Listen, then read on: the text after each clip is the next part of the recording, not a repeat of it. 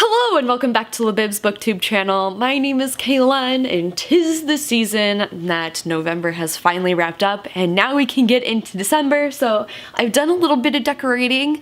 It's a tad janky, I feel like, a little, but I'm slowly starting to decorate the shelves, because yeah, if you look up top, there's nothing decorated except for like right here where I film. But besides decorating and get ready for the holidays, I also read and accomplished a lot amount of reading for the month of November, and so I thought I would talk about that in today's November reading wrap up. The first book that I read in the month of November, it took me like 2 months to read it, but I finally did it, and that is Sky in the Deep by Adrienne Young, which is a standalone novel, but now has a companion book that I just found out, so I don't know how I feel about that.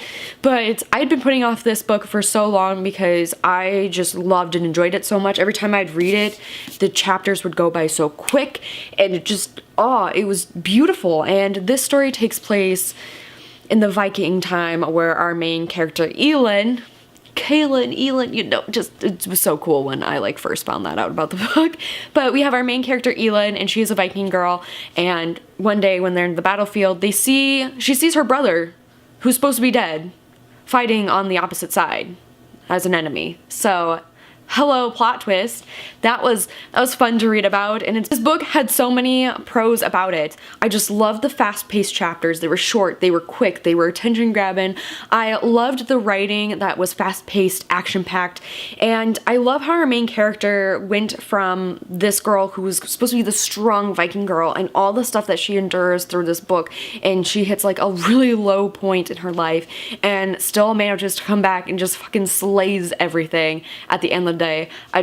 This book was absolutely wonderful. I rated it 5 out of 5 stars. I could not get enough of this book, and if you haven't picked this up, I highly recommend so. She is a wonderful author, and I can't wait to see more books from her. Next up, I read the first 4 volumes of the Archie comics. I don't have them with me because I went to the library and ended up writing them. I read the first volume, which is Archie, the New Riverdale, by Mark Waid. I loved it, but halfway through the first volume, they switch illustrators, and it is noticeable, and it's kind of annoying. I ended up rating this comic 4 out of 5 stars. I thought it was awesome. It was interesting to see how the characters differ from the not the reality TV show, oh, that would be horrible, but you can see the differences from Riverdale and the Archie comics, and I like that. I like how Archie's a little clumsy, and it was nice. I had to dock a star off just because switching with Fiona Staples in the first volume was just sadness, because I wish she could have done the entire series, because it was absolutely beautiful when she was illustrating. Second up is the volume 2 of Archie, and I also rated this 4 out of 5 stars. I really liked and enjoyed this book because we get to see Archie and Betty be them, and I love pairing Archie and Betty together. I think they are a great couple in this comic series. Overall, I fairly enjoyed it. Volume number 3 of Archie, we get the character Cheryl Blossom introduced, so that was interesting to see how she was introduced into this comic, whereas in the show she's already a prominent character, but she comes in and she's just this horrible badass bitch and is just gonna rip your throat out, and that is what I loved about this volume. And we get to see her and Veronica deal it out, and it's just yes. So I also rated this 4 out of 5 stars. The last volume I read was the 4th volume. Volume 4 was alright for me. It wasn't my favorite thing ever. The reason why I rated it 3 stars out of 5 was just because that this volume was just kind of there.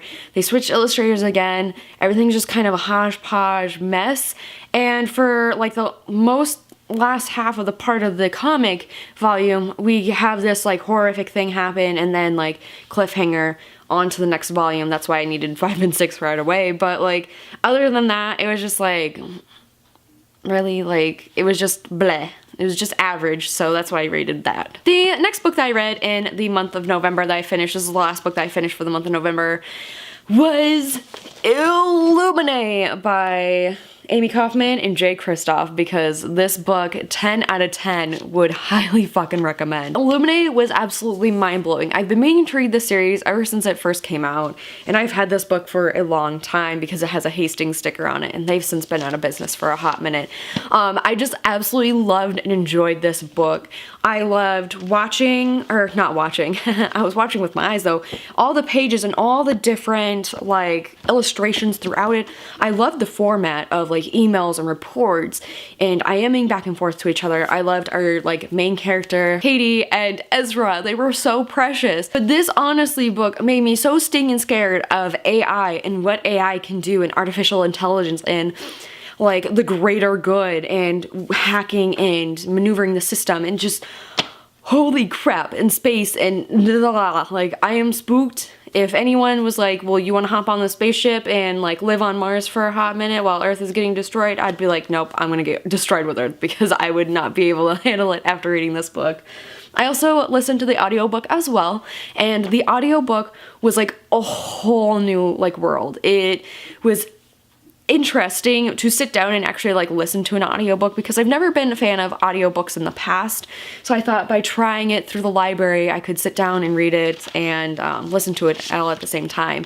And this one has a full-fledged cast. You have sounds, you have effects. It's just, audiobook is also worth the hype. 10 out of 10 would recommend. So I ended up rating Illuminae 5 out of 5 stars. It is one mind-boggling, great story. That is going to be it for this November wrap-up. How many books did you read, or did you read any fun, interesting books? Let me know in the comment section down below, and that's going to be it for this Thursday bookish video, and I will see you guys next week for a new one.